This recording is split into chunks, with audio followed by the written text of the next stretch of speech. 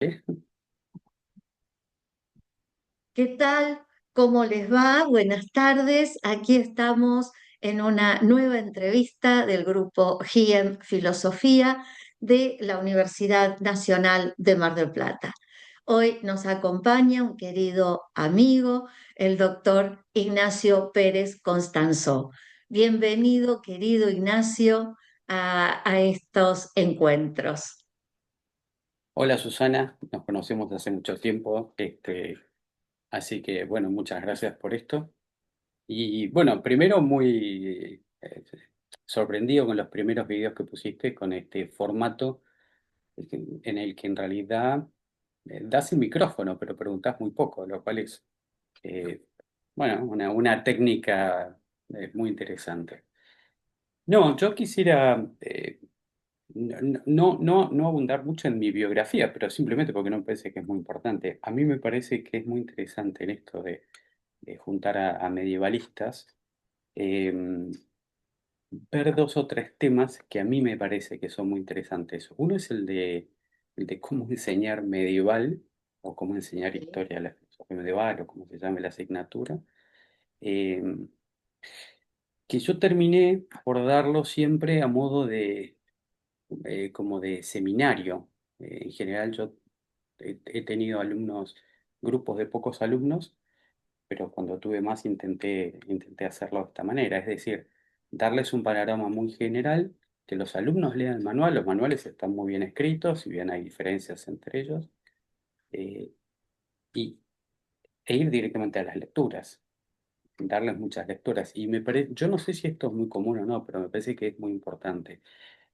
Por varios motivos. Uno es porque trae los temas al presente, porque los temas filosóficos son de todas las épocas, pero también porque los ayuda a quitarles el miedo a ir a textos de otras épocas o otras culturas. Entonces eso, bueno, creo que es muy importante en el grado, digamos, de temprano y no solo después, más adelante. Y una de las cuestiones que me llevó el darlo así como seminario es ir cambiando el programa siempre, año a año, cambiando las lecturas también. Lo hace muy dinámico. A veces hasta es un problema, porque en las universidades vos tenés que justificar por qué estás cambiando el programa. Eh, Sobre todo cuando están todos muertos, es decir, que no hay grandes progresos en esto, pero bueno. Y uno de los grandes temas que para mí es importante es cuáles son los temas, porque cuando vos vas a los manuales en general es el tema de la novedad del monoteísmo o de Sí. la fe razón, o el tema de los universales, pero temas hay muchísimos, entonces eso es un tema también que lo vuelve un asunto difícil porque la asignatura muchas veces tiene, como todas, un acotamiento en pocas horas, muchas veces es cuatrimestral, a veces se comparte con Antigua también, entonces eso lo hace muy difícil. Y temas hay muchísimos, porque tenés un montón de novedades éticas, tenés el tema de la presencia o de la predestinación, el tema de la analogía, temas lógicos, temas de filosofía política, podés vincular con cuestiones artísticas o con otras, el tema de los signos, el tema todo lo de la semiótica. Bueno, y en definitiva creo que eso es otro de los asuntos importantes y que hace también que sea muy difícil. Por eso también para mí ha sido muy difícil el elegir un manual. Fui cambiando, fui pasando por varios y al final no, la verdad es que no es que no me satisface del todo, porque hay más de uno que está bueno, pero es muy difícil de elegir uno. Yo finalmente he terminado por elegir el más clásico de todos, que es el de Gilson, porque es muy bueno, pero me parece que es muy difícil, incluso hoy en día que tenemos muchos, a veces me llama mucho la atención cómo Gilson pudo haber hecho un manual de ese tipo sin probablemente haber tenido ni fotocopias, ¿no?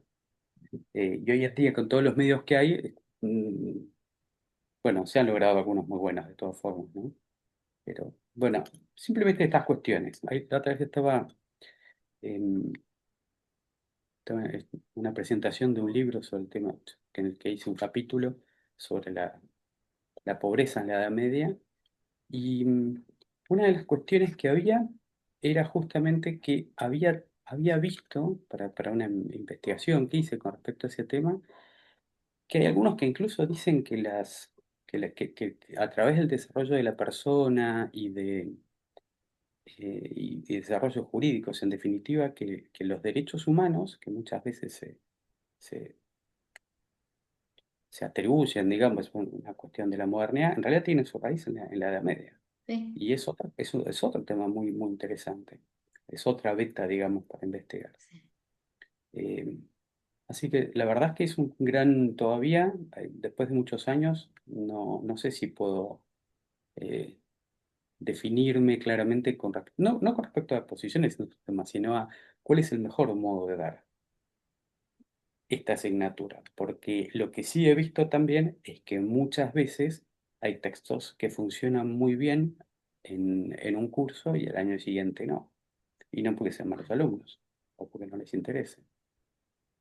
Sí. Eh, bueno, nada, simplemente esto, que me parece que realmente es un tema para llevar adelante y que me da la sensación de que pocas veces el tema de la multitud de temas que hay en la Edad Media muchas veces queda un poco oculto. No sé si... Sí. Sí, No, recuerdo es que... que habíamos conversado esto después de unas jornadas que se hicieron en la UCA y que nos quedamos allí charlando un largo tiempo sobre este tema de la enseñanza de la filosofía medieval. ¿Y cuáles son los temas que te interesan? Bueno, fui variando un poco. A mí siempre me interesa, no, primero los metafísicos, después un poco más los antropológicos y después siempre me interesó mucho la historia y uno de los grandes problemas también que hay es que los estudiantes no entienden la Edad Media, en gran medida porque tampoco la entendemos nosotros. Entonces eso es un gran problema. No tenemos tampoco el tiempo para mostrarles la Edad Media. Eh, por ahí en algún punto sí, en alguno no. Yo, por ejemplo, empiezo siempre las clases, eh, en la- por ejemplo, en algo práctico, ¿no? Entonces les digo, bueno, para la primera clase, ¿no? Digo, bueno, para la semana que viene díganme cuál es la dieta de un medieval. Así, medioevo Sí, gigantesco. sí. Y entonces en la siguiente clase les digo, bueno, esto no estaba, esto no estaba, esto no estaba, esto no viene de acá. Entonces les doy una lista de los alimentos que no había en la media. Le digo, Sí, bueno, ¿y qué queda? claro, Y es algo muy interesante como sí. para mostrarles el problema que hay de la distancia cultural y lo que no podemos entender de esa época. Aunque Ujú. creemos que sí, porque creemos que, pero no. Entonces, yo siempre empiezo con eso y después empiezo a decirles, bueno, todos estos son los inventos que hay en la Edad Media. Entonces ya tengo un archivo También, en donde les voy mostrando, les digo, bueno, sí. pasó esto, se inventó la carretilla, la manivela, la no sé qué, hay una serie. Y entonces con eso les digo, bueno, dense cuenta todo lo que le debemos a la Edad Media sin saberlo, porque en definitiva, y esto es una reflexión también que tiene después de mucho tiempo, ¿no? Hay muchísimas, a mí siempre me interesó la Edad Media porque me interesa, pero no somos conscientes de cómo estamos parados en la Edad Media, en realidad. Exacto. Muchísimas de las cuestiones que tenemos hoy, como dadas como base, se deben a eso y podríamos no haberlas Sí. tenido. Bien, eso creo que es otro punto importante. Estaba pensando en los últimos días, bueno, de casualidad, ¿no? Estaba pensando eh, desde que me dijiste de que tuvimos, en realidad me dijiste hace muchos meses, pero te lo fui como pateando. Pero desde la semana pasada y me quedé pensando, bueno, claro, ¿cuál es el futuro de esta disciplina? Porque si nosotros vemos lo que ha pasado en los últimos años, ha tenido una merma en el interés, en la cantidad de gente, en el número de cátedras, en las horas de aula que tiene, en los planes de estudio. Entonces, sí, evidentemente eso es algo que viene en disminución. Yo no creo que haya que temer que desaparezca, pero me parece que que en cierto sentido, digamos, es responsabilidad nuestra, digamos, los medialistas, mostrar, bueno, realmente lo que vale, lo que tiene esto. ¿Mm? Eh, y no Sí, creo que desaparezca tampoco, sí creo que va a reducir, no sabemos cómo van a ser las modas dentro de, no sé, 30 o 50 años, qué es lo que va a pasar con la disciplina, qué temas van a estar en boga, pero de todas formas, eh, Habrá novedades, por supuesto, habrá nuevos manuales, espero, ¿sí? Este, pero bueno, no sé si tengo muchas más reflexiones que eso. Me quedé pensando en, en eso, en que es un área eh, en franca decadencia. No creo que esto tenga que llevarnos no iría a decadencia, yo iría a disminución, porque en realidad no es que sea un área en donde no haya. Cuando me pongo a leer las cosas que hay cosas Sí, interesantísimas. Y las nuevas investigaciones tienen también muchos sí, elementos muy buenos, ¿sí? Redescubrimiento a través de nuevas perspectivas o nuevos autores, o no nuevos autores, autores que se conocían, pero a veces son poco estudiados. Uno ese de es los el autores, problema. bueno, claro, uno de los autores, por ejemplo, que yo estudié, que hice algunas cosas, en un momento que estaba trabajando en cuestiones, porque yo la otra área en la donde trabajé mucho fue en ética. Sí, Ética me gustó, no me interesó cuando estaba en la carrera en realidad, pero me gustó después porque descubrí que es la materia en donde es más fácil despertar el interés del alumno. ¿Sí? Porque porque todos tenemos noción, ya antes de estudiar, tenemos nociones de lo que está bien y lo que está mal, pero cuando tenemos que defenderlas frente a otro es más difícil. Y en definitiva, parte de eso es la ética. Entonces, es un gran desafío. Yo siempre me acuerdo que les decía eso, yo no vengo a decirte que está bien y está mal.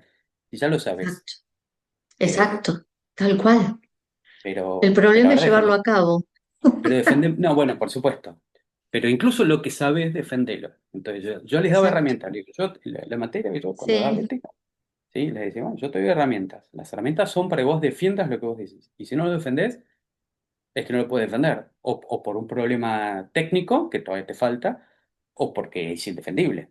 Entonces, Ujú, y sí, entonces de ese modo lograba enganchar a los alumnos, y entonces me pareció muy interesante. Y así fue como terminé leyendo las obras de Alberto, los documentarios que tiene la ética, que me parecieron fantásticos, y otras cosas más de Alberto.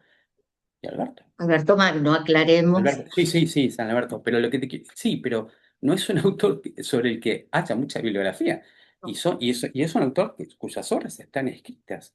No hay muy pocas traducciones de textos al español, eh, pero está en latín.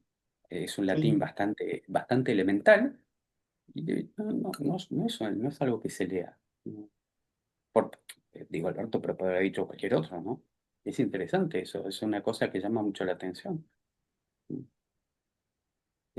Con lo que se podría volver a otros autores, muchos otros. Este es un caso, hay otros. Sí, sí. Sí, hay muchísimo. Yo siempre decía con los estudiantes, cuando algunos que iban a hacer sus tesis de licenciatura, que se fijaran en todo lo que falta traducir, que está en gran parte en la patrología latina, y autoras, yo incorporaba Ujú, mucho las mujeres medievales y sobre todo esto que decías antes en relación con lo medieval, ¿no? Parece que hubiera una cantidad de autores que ciertamente son canónicos, a los que no se puede dejar de visitar, pero también hay tantos otros tan ricos y mujeres tan ricas ujú. para incorporar que, como vos decías antes, no aparecen en los manuales. No están. Entonces, Sí. me parecía a mí que una de las funciones como docente estaba en decir aquello que los manuales no dicen, ¿no? Y que al menos podrían enunciar, no digo por ahí desarrollar, pero sí enunciar. Sobre todo Ujú, esto que comentabas vos, de la iconografía, qué pasa con los concilios, con el milenarismo, las mujeres, el concepto de sexualidad, de género que se ujú. trabajaba, y algo que me interesó muchísimo, que dijiste vos recién, que sí se trabajó en época griega, lo de la dieta. Me Ujú, interesó mucho esto que decías de los alimentos. ujú. Para mí fue solamente un disparador, porque en un momento empecé a notar cuál es En realidad empecé del otro modo, con los inventos medievales. Empecé con los inventos Sí, medievales y entonces, leyendo sobre eso, me encontré sobre la dieta y bueno, fui haciendo un archivo, digamos que tengo unas pocas páginas sobre eso y me pareció un buen disparador. Sí, después hay algunos autores también que son difíciles de... a mí el modo de trabajar con seminarios es muy bueno porque los alumnos, yo siempre les digo lo siguiente, el comienzo es duro, pero el resultado está. Y muchos alumnos me dicen, no, qué bueno que después tuvimos una clase porque ahí entendí el texto. Le digo, pero si el que lo explicó fuiste vos. claro. Yo te expliqué el contexto, por qué pasa Ujú. esto, porque el contenido me lo diste vos. Entonces es como que ahí se dan cuenta, bueno, sí, pero yo no sabía el contexto. Le digo, está bien, pero igual lo entendiste. Entonces, eso es un aspecto a veces no lo entendieron del todo, pero eso es un elemento que a mí me gusta hacérselos notar. Es muy importante. Es verdad que después hay algunos textos que son más difíciles que otros para dar, porque necesitan más contexto, porque dependen de un contexto de vida universitaria, escolástica, o de vida monacal, o de conocimiento bíblico. Entonces hay algunos fragmentos, por ejemplo, no sé, para dar Hildegarda, que resultan un poco complejos porque hace falta más adaptación. Eh, y sí, eso es cierto. Em, sí, después también yo creo que hay, por ejemplo, con toda la parte del antiguo, hay algunas, eh, los temas que se han investigado han sido geográfica o políticamente algunos. Entonces, a veces es muy difícil, por ejemplo, dar todo lo que fue el Imperio Bizantino. Lo que pasa es que, claro, el Imperio Bizantino, pues, no es que no haya sido estudiado, pero ha sido menos estudiado por una cuestión muy sencilla. Eso es Turquía. A Turquía no le interesa el pasado cristiano. Entonces se debe ese Imperio Otomano. Ese es el motivo. Eh, y por eso hay muchos menos estudios sobre ese tipo sobre eso. En cambio, sí, en Francia sobre Carlomagno, o sobre Thierry Richard o lo que fuera, digamos. Eso es otro punto importante. Ahí hay otra perspectiva muy interesante porque es para futuras investigaciones, ahí hay mucho. Eh, bueno, no sé qué más. A Sí. mí No, y ¿qué estás trabajando, estás indagando en algún tema en especial? no, la verdad es que estoy con muchos proyectos que los he empezado, he trabajado mucho y no los he terminado. Uno, por ejemplo, es el de Alberto, ¿sí? Que me gustaría Sí. hacer realmente un par de escritos, que ya los tengo en realidad, pero publicarlos.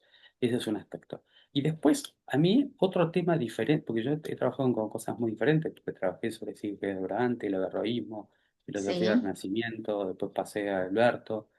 eh, pero algo que siempre me interesó, y que hice algo y que me gustaría volver, pero es como otra área, es Tertuliano, eh, Ah, sí. que no tiene tal vez afinidad temática, pero siempre me sorprendió mucho de Tertuliano, lo mismo que tiene Algazel, que son autores que para refutar a la filosofía escriben y saben muchísimo de filosofía, y de hecho en ambos casos son considerados filósofos, y en ciertos sentidos, como por motivos religiosos, combatieron a la filosofía. Entonces, eso siempre me parece como una señal de alerta, es decir, esto tiene que entenderse, eso es un tema para investigar. Hay muchísimos autores en Tertuliano que los conocemos solo por Tertuliano, no hay otro registro. Entonces, eso para mí es un tema muy interesante también. ¿Mm? Eh, Sí. bueno, no, es otro tema que cuando me pongo a investigar, me pongo a leer, bueno, pero es otro siglo. Entonces, para un medievalista que no se ha dedicado a esa época, me siento un poco novato en ese tema, claro. Bueno, pero es todo empezar, ¿no? Un punto de partida y Mm. cuando te atrapa empiezan a aparecer los textos, contextos, los intersticios en los cuales introducirse para ver qué es eso vacío, lleno de qué, ¿no? Y empezar a escribir, a analizar. Mm. Eh, sí, después yo creo que volveré a temas del Renacimiento, que también ahí tengo otros asuntos. Lo que pasa es que, claro, cada vez que me desenfoco de un tema, como es normal, uno va a los temas de a uno, primero con esto, después con esto, después con esto. Así que en realidad creo que comenzaré por lo de Alberto y después ya no sé qué haré. Porque también la investigación tiene esto, ¿no? Eh, que uno empieza a leer sobre un tema y se desvía muchas veces porque encuentra Totalmente, sí. otro asunto. Así Sí, que bueno, sí, totalmente. de hecho, Afortunadamente, ¿no? sí, de hecho, ¿cómo llegaste vos, por ejemplo, a Outlaw? Por ejemplo? Yo llegué por una vía muy particular. Eh, Sinceramente, a mí me llamó siempre la atención lo que leía en el Proslogion de Anselmo de Canterbury, Ujú, cuando los monjes del Bec le piden a Anselmo que elabore un argumento que elimine la duda sobre la existencia de Dios. Entonces, lo que yo pensaba es, bueno, si hay monjes que le piden a alguien eliminar la duda, quiere decir que están dudando. Entonces, esto de que nos habían vendido, entre comillas, vendido, que todos eran religiosos, que también, bueno, compartían tres religiones, más los gentiles, ujú, ¿no? ujú, ujú, El judaísmo, los cristianos y los musulmanes y los gentiles.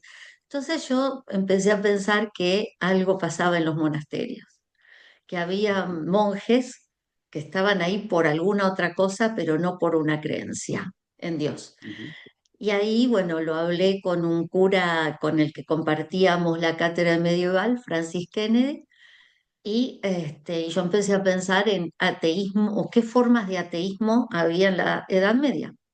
ujú, Y él encuentra, leyendo un texto de Colin Morris, el fragmento famoso de Otlo, y él era escocés, ujú, entonces lo estaba leyendo en inglés y me trae la copia, me trae el libro y la traducción que había hecho él. Y así empecé a ujú. buscar quién era ese Otlo, porque cuando lo buscaba me aparecía Otón y no Otlo. Claro. Hasta que lo encontré, encontré el de Suis Tentationibus, la obra de él está esparcida por varios monasterios, pero no había nada traducido. Y la traducción la hizo Santiago Bassano del grupo Nova Lectio Antiquitatis de la Universidad de Mar del Plata, una traducción muy buena con la que publicamos después, bueno, él también publicó artículos y yo publiqué la edición bilingüe con Ujú, la traducción de él. Y entonces ahí empecé a trabajar y a buscar esos elementos y a buscar monjes y monjas, eh, inclusive las místicas, y que no se le llamara la noche oscura de la fe, sino ujú, la necesidad de la duda, una duda que Anselmo buscó eliminar. Y ujú.